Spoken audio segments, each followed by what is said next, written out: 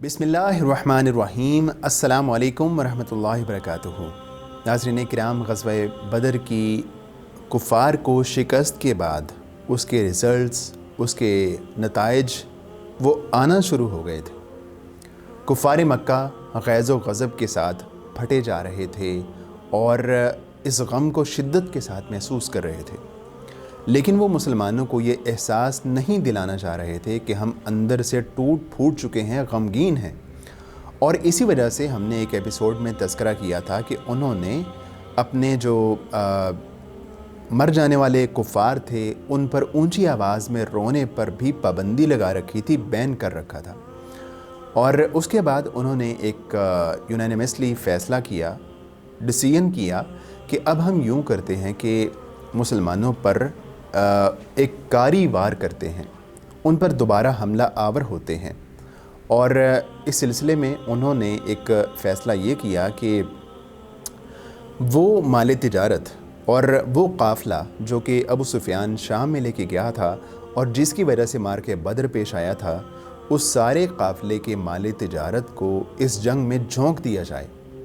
और तमाम लोग इस बात पे मुत्तफ़िक़ हो गए थे और उनको इस बात का यकीन था कि हम अपना बदला लेने में कामयाब हो जाएंगे। और इसलिए उस काफ़िले से हासिल होने वाले तमाम माल तिजारत को बेच दिया गया। और ये जो तिजारत का सामान था उसकी मालियत तकरीबन 1000 ऊँट और 50,000 दिनार थी। तो इस जंग में कामयाबी हासिल करने के लिए, तैयारी के लिए इस सारे सामान को बेच दिया गया और उसके बदले में एक जंग के लिए तैयारियों का आगाज़ कर दिया गया। तो कुफ़ार मक्का ने ये काफ़ी सारा जो है माल हासिल करने के बाद जो आसपास के क़बाइल थे, अहाबीश थे, उनको भी सदा लगाई कि तुम भी हमारा साथ दे सकते हो। तो जब तकरीबन 1 साल बीत गया तो 1 साल में कुफ़ार मक्का की तैयारियां मुकम्मल हो गईं। जब 1 साल बीत गया और उसके बाद जो उनके हाबीश और हलीफ मिला के जो अफराद तैयार हुए उनकी तादाद 3000 के करीब थी। और ऐसे में उन्होंने फ़ैसला किया कि हम अपने साथ औरतों को भी ले चलते हैं, ताकि औरतों की मौजूदगी में जो लड़ने वाले लोग हैं वो बहादुरी दिखाएं और अपनी इज़्ज़त व नामूस को भी अपने जहन में रखें। तो इस सिलसिले में 15 ख़वातीन जो है इस काफ़िले का हिस्सा थीं और उसके अलावा इस काफ़िले में 3000 ऊँट थे और 200 घोड़े थे। और ये 200 घोड़े, इन पर सवारी नहीं की गई थी, बल्कि इनको ताज़ा दम रखने के लिए इनको बाजू में ले जाया गया और इन पर सवारी नहीं की गई और उनको राहत व आराम दिया गया। उसके बाद हुआ ये कि ये जो लश्कर था कुफ़ार मक्का का, इसका जो सरबराह था, सिपा सलार था, वो अबू सुफियान था। और रिसाले की जो कमान है वो खालिद बिन वलीद के हाथ में थी और उसकी नियाबत जो है वो इकरमा बिन अबू जहल कर रहा था। उसके अलावा जो इस लश्कर का, कुफ़ार मक्का के लश्कर का जो अलम था, झंडा था, वो दस्तूर के मुताबिक कबीला बनी अब्दुद्दार के हाथ में था। तो जब ये तैयारियां हो गईं और कुफ़ार मक्का से कूच करने लगे तो हज़रत अब्बास रज़ी अल्लाह अन्हु वो इस तमाम कार्रवाई को अपनी नज़रों के सामने देख रहे थे। और जब उन्होंने तैयारियां मुकम्मल कर लीं तो उसके बाद हज़रत अब्बास रज़ी अल्लाह अन्हु ने एक आदमी को, एक कासिद को अल्लाह के नबी अलैहिस्सलातु वस्सलाम के पास भेजा। हज़रत अब्बास रज़ी अल्लाह अन्हु का ये कासिद बड़ा ही जो है वो शार्प, बड़ा ही तेज़ साबित हुआ और उसने 500 किलोमीटर का फ़ासला 3 दिन में तय किया और सीधा नबी करीम अलैहिस्सलातु वस्सलाम की बारगाह में पहुंचा और आप अलैहिस्सलातु वस्सलाम की खिदमत में हज़रत अब्बास रज़ी अल्लाह अन्हु का ख़त पेश किया। अल्लाह के नबी अलैहिस्सलातु वस्सलाम उस वक्त क़ुबा में मौजूद थे और आपको ख़त पढ़ के सुनाया गया और कुफ़ार मक्का की तैयारियों की और कूच की ख़बर दी गई।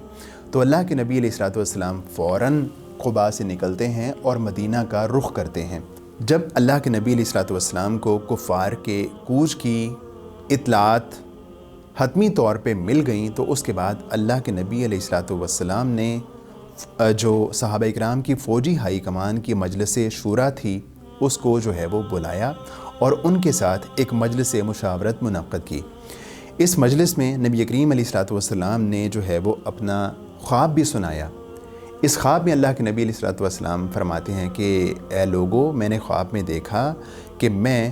گائے کو ذبح ہوتا دیکھ رہا ہوں، اور اس کے علاوہ میں نے اپنی تلوار کو دیکھا کہ جو سرے سے کچھ شکستہ ہو چکی ہے۔ اس کے علاوہ میں نے یہ دیکھا کہ میرا ہاتھ جو ہے وہ ایک محفوظ زرہ میں داخل ہے۔ نبی کریم صلی اللہ علیہ وآلہ وسلم نے اپنی اس خواب کی پھر تعبیر بھی بتائی۔ گائیں ذبح ہونے کی جو آپ علیہ الصلوۃ والسلام نے ایک واقعہ دیکھا، اس کی تعبیر اللہ کے نبی علیہ الصلوۃ والسلام نے یہ کی کہ میرے کچھ صحابہ جو ہے وہ قتل کر دیے جائیں گے، شہید کر دیے جائیں گے۔ اور جو تلوار شکستہ ہونے کی بات تھی، خواب تھا، اس کے بارے میں اللہ کے نبی علیہ الصلوۃ والسلام نے فرمایا کہ اس کا مطلب یہ ہے کہ میرے گھر کا میرا قریبی کوئی رشتہ دار اس جنگ میں شہید ہو جائے گا۔ اور محفوظ جو زرہ کی بات اللہ کے نبی علیہ الصلوۃ والسلام نے خواب میں دیکھی، اس کی تعبیر آپ علیہ الصلوۃ والسلام نے یہ فرمائی کہ اس سے مراد مدینہ منورہ ہے، جو کہ ایک محفوظ پناہ گاہ ہوگا۔ تو اس کے بعد نبی کریم علیہ الصلوۃ والسلام نے صحابہ کرام سے دریافت کیا کہ اے میرے صحابہ، اب تم مجھے مشورہ دو کہ جب کفار مکہ وہ مکہ سے آ چکے ہیں اور مدینہ کے باہر پڑاؤ کر چکے ہیں، تو اب ہمیں کیا کرنا چاہیے؟ اور اس کے علاوہ نبی کریم علیہ الصلوۃ والسلام نے اپنی رائے بھی پیش کی اور فرمایا کہ میری رائے میں ہمیں مدینہ کے اندر رہ کے ان کا مقابلہ کرنا چاہیے۔ اگر یہ لوگ مدینہ کے باہر پڑاؤ کیے رکھتے ہیں تو یہ ایک برا قیام ہوگا اور ایک بے مقصد قیام ہوگا، اور اگر وہ مدینہ کے اندر آ جاتے ہیں تو ہماری جو خواتین ہیں وہ چھتوں پہ چڑھیں گی اور ان پر سنگ باری کریں گی، اور جو ہمارے نوجوان ہیں، ہمارے لڑنے والے مردان مجاہد ہیں، وہ چوکوں چراہوں میں ان کا مقابلہ کریں گے۔ اور اس کے بعد نبی کریم علیہ الصلوۃ والسلام نے صحابہ کرام سے پوچھا کہ اے میرے صحابہ، تم مجھے بتاؤ کہ ہمیں اب کیا کرنا چاہیے؟ تو جو ایک نوجوان صحابہ کرام تھے اور ایسے صحابہ کرام جو کہ بدر میں بعض وجوہات سے شریک نہیں ہو سکے تھے، ان کی رائے یہ آئی کہ ہمیں مدینہ کے اندر کے بجائے ہمیں باہر نکل کے ان کا مقابلہ کرنا چاہیے۔ اور یہ صحابہ کرام کہنے لگے کہ اے اللہ کے رسول، ہم تو بڑے عرصے سے اس موقع کے انتظار میں تھے، اس کے لیے ہم دعائیں کر رہے تھے، تو اب یہ موقع آ گیا ہے تو ہمیں میدان میں جانا چاہیے اور میدان میں جا کے دشمن کا مقابلہ کرنا چاہیے۔ بصورت دیگر وہ یہ سمجھیں گے کہ ہم ڈر گئے ہیں۔ اور یہ جو صحابہ کرام تھے، ان میں سے ایک صحابی حضرت حمزہ رضی اللہ عنہ نبی کریم علیہ الصلوۃ والسلام کے چچا بھی تھے، اور انہوں نے جنگ بدر میں بڑے ہی بہادرانہ جوہر دکھائے تھے۔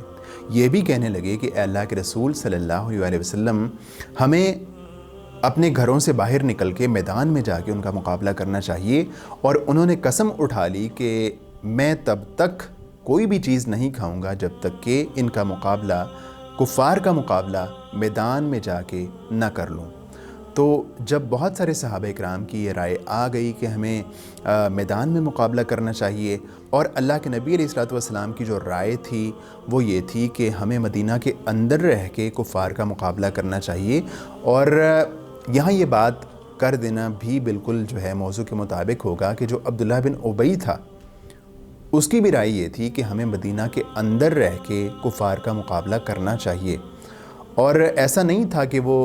جو ہے اس کو اللہ کے نبی علیہ الصلوۃ والسلام کی رائے بہت پسند آئی تھی، بلکہ وہ تو یہ چاہتا تھا کہ اگر مدینہ کے اندر رہ کے کفار کا مقابلہ کیا جائے گا